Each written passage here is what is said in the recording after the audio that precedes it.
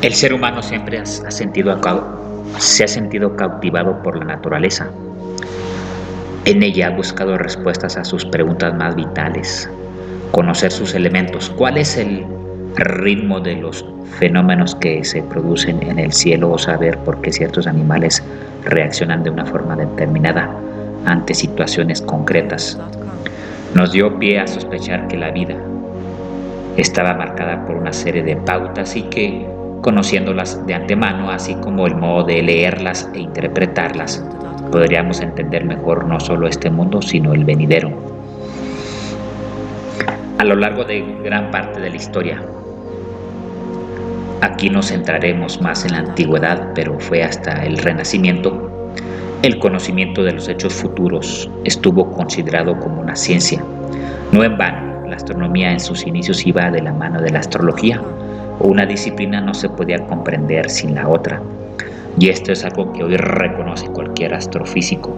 Solamente con la llegada del Renacimiento y del miedo o la desconfianza ante las supersticiones, podemos decir que las dos ramas de un mismo origen se separaron, convirtiéndose una en la especialidad académica, la astronomía, y la otra en un enredo sin fundamento científico, la astrología. Solo hay una cosa segura en nuestra vida, que en un momento inesperado vamos a morir. Pero hasta que eso ocurra, un hecho cierto e indiscutible, la pregunta que se debieron hacer nuestros antepasados fue: ¿existe una forma de conocer nuestro porvenir antes de que nos alcance la muerte? Yendo incluso más allá, ¿podemos saber cuándo moriremos? ¿Está escrito el porvenir en algún lugar del cosmos? No existen fuentes arqueológicas que así lo demuestran, pero el hombre y la mujer prehistóricos eran perfectos observadores del mundo que los rodeaba. No es difícil imaginar que, ante la llegada de un terremoto, por ejemplo, se percatarían de que los animales reaccionaban de una manera extraña, inquieta. Así, pronto se dieron cuenta de que, si eran capaces de utilizar las mismas herramientas que usaban los animales, ellos también podrían adelantarse a los acontecimientos futuros y, por ende, obtener mayor beneficio de todo. De este modo nacen lo que hoy podríamos denominar los primeros chamanes, individuos adelantados de una tribu o de un clan caracterizados por contar con una sensibilidad especial, obtenida por medio de alucinógenos o por ciertos rituales de iniciación. En muchas ocasiones, estos chamanes van a adoptar en sus ritos la forma de un animal, intentando con ello emular a sus compañeros de un ecosistema determinado e imitar la lectura que hacen aquellos de los elementos de la naturaleza para, entre otras cosas, conocer el futuro. A lo largo de la historia, videntes, magos, adivinos, auguros, augures o profetas han recibido, como vemos, 1000 nombres diferentes. Todos tienen un denominador común: poder ver el futuro, pero entre ellos hay diferencias que matizan este conocimiento. Lógicamente, cualquier tipo de magia está enfocada en un acto venidero. No tiene sentido hacer algo para el pasado, y si se hace así, es con vistas a remodelar nuestro antojo, el porvenir, el destino. De los chamanes a los adivinos del mundo clásico. En esta lista de elegidos, el primero posiblemente encarnado en el propio chamán prehistórico es el adivino. Entre las facultades del chamán, esa suerte de mago que cuentan con poderes sobrenaturales, que les sirven para hablar con los muertos o curar enfermos. También está, por supuesto, predecir el futuro, ser adivino.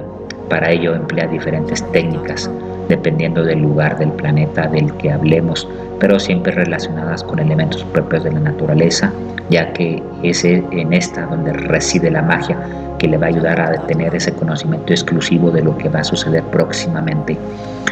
Así pues, el uso de sangre de animales y bebidas confeccionadas con plantas o la observación de fenómenos naturales permitían el acceso a otro plano en donde era testigo del futuro. En la época grecorromana encontramos una realidad particular de la que nosotros hemos heredado muchos elementos derivados del mundo griego y etrusco. Los augures de la antigua Roma formaban un elemento social de prestigio vinculado al propio gobierno del imperio. Representaban uno de los colegios de sacerdotes más importantes de Roma, al que accedían solamente los magistrados. De ahí su importancia en la sociedad debido al poder con que contaban para inclinar la balanza de un lado o de otro, dependiendo del escenario político. Para sus predicciones usaban métodos tomados de tradiciones que venían de mucho tiempo atrás, como el estudio de las aves, de su canto, su vuelo, su forma de comer, etc. También en el mundo clásico relacionados con los augures, también en un plano diferente estaban los oráculos, espacios y personas que se dedicaban a la adivinación del porvenir. Gracias a la intercesión de una divinidad determinada, estos oráculos empleaban intermediarios que actuaban de puente entre el solicitante y la divinidad. En un mundo convulso como el clásico, en el que el control de estados y grandes extensiones de tierra eran tan importante, adelantarse al futuro suponía un arma poderosísima, especialmente si hablamos de contextos bélicos. Conocemos por las fuentes clásicas que muchos grandes estrategas de la antigüedad empleaban toda suerte de adivinos para conocer el devenir de las batallas e intentar con ello que los movimientos de sus tropas fueran propicios. En el siglo IV a.C., Aristandro fue el adivino más popular. Trabajaba para Alejandro Magno y es uno de los casos más conocidos gracias a los textos del periodo.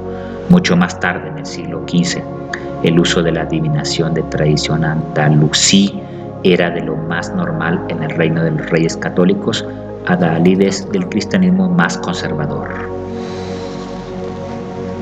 Yendo un paso más allá, encontramos a los profetas. Realmente estas personas no necesitan contar con una naturaleza sobrenatural, como sucede con otros adivinos. Las profecías se emiten basándose en cálculos o interpretaciones previas de algo que va a suceder, no necesariamente en un futuro cercano. El adivino cuenta con esa inmediatez, mientras que el profeta parece hacer referencia a hechos mucho más globales y que afectan por lo común a todos los seguidores de una religión o a los habitantes de un reino. En una profecía se suelen dar las coordenadas para que algo suceda. Por ejemplo, la aparición de una estrella determinada sobre el horizonte, coincidiendo con el desbordamiento de un río o la presencia de una plaga.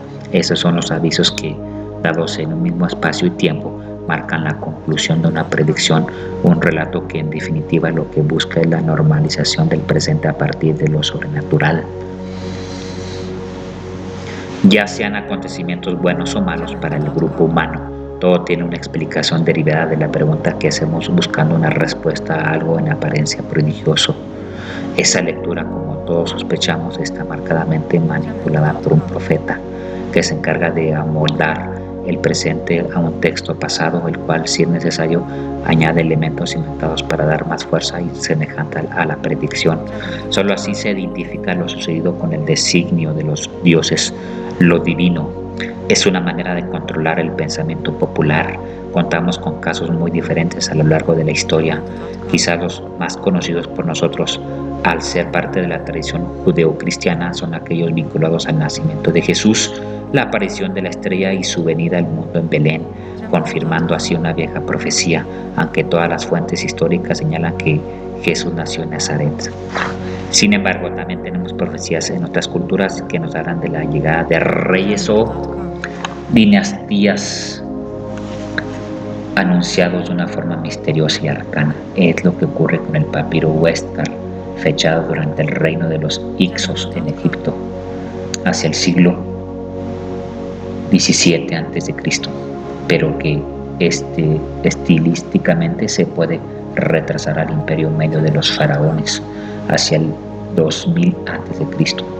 En el último relato conservado en este documento se nos cuenta cómo en un tiempo remoto el nacimiento de 3 niños es anunciado como el inicio de una nueva familia de faraones, concluyendo con la creación de la quinta dinastía, la sucesora de los grandes constructores de pirámides. Como sucede en muchas ocasiones, se trata de un texto escrito a posteriori con el que se quiere dar legitimidad a la nueva estirpe de monarcas. Pero el método más popular para conocer el futuro siempre ha sido la lectura estelar. Los textos antiguos nos explican que el hombre tenía la creencia de que todo lo sucedido en nuestra realidad contaba con una correspondencia paralela en los fenómenos producidos en el cielo. Esta creencia sigue vigente incluso hoy en día entre muchas personas que lo toman casi como una filosofía o religión. Los antiguos babilonios en el tercer milenio a.C. fueron los primeros en hacer hincapié en que la posición de los objetos celestes determinaba con exactitud los deseos e intenciones de los dioses. Sus sacerdotes pensaban que el firmamento era realmente una semisfera colocada sobre nuestras cabezas y, desde allí, los dioses manipulaban a su antojo las vidas de los hombres y mujeres en la tierra. Por esta razón, el futuro, creían, estaba con firmeza ligado a la posición de las estrellas en el cielo, y así nació la astrología. Como ya se ha dicho antes, en un primer momento esta ciencia fue de la mano de la astronomía, tal y como la entendemos en la actualidad, con la nitidez del cielo mesopotámico y el brillo de las estrellas. Debió de resultar muy sencillo para los babilonios elaborar diseños astrológicos tomando como referencia los dibujos que formaban los grandes grupos de estrellas, punto de partida para crear mitos y leyendas. Sin embargo, si por algo se hicieron famosos los adivinos babilonios fue por emplear un método singular para predecir el futuro, muy relacionado con la visión global del cosmos, la hepatoscopía o adivinación mediante el estudio del hígado de un animal sacrificado. Esta víscera era un canal de comunicación con los dioses y hacía las funciones del mapa celeste. De esta manera se tenía una visión total del universo durante todo el año, ya estuviera el cielo despejado o nublado. Esta tradición reflejaba para los antiguos babilonios la imagen terrenal de la voluntad celeste y de las divinidades astrales, principalmente el Sol, la Luna y Venus. Casos conocidos como los del rey persa Mitrídates VI, del rey romano Servio Tulio o el más mencionado Jesús lograron la fama por haber disfrutado de la presencia de una estrella justo en el momento de su nacimiento. Cuando hoy seguimos diciendo que una persona tiene buena estrella, no es casualidad, sino una bella reminiscencia de los primeros astrólogos mesopotámicos.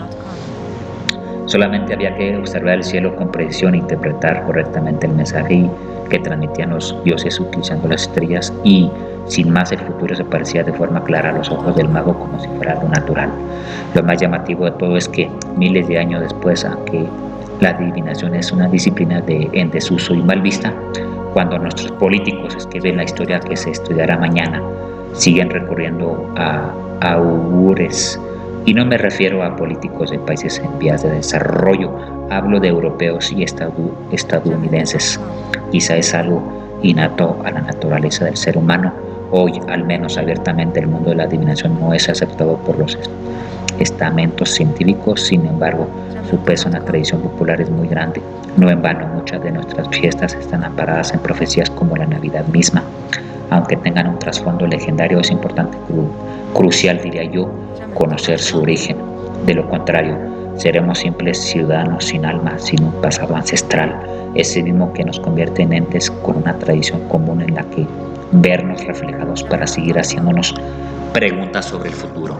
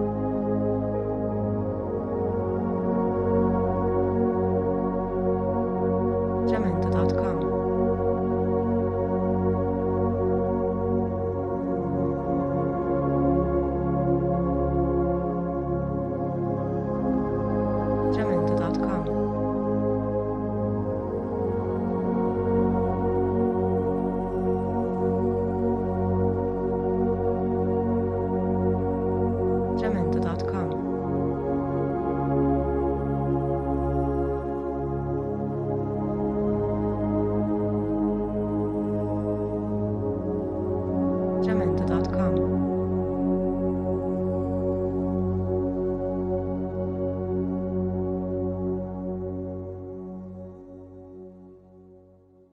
Jamendo.com.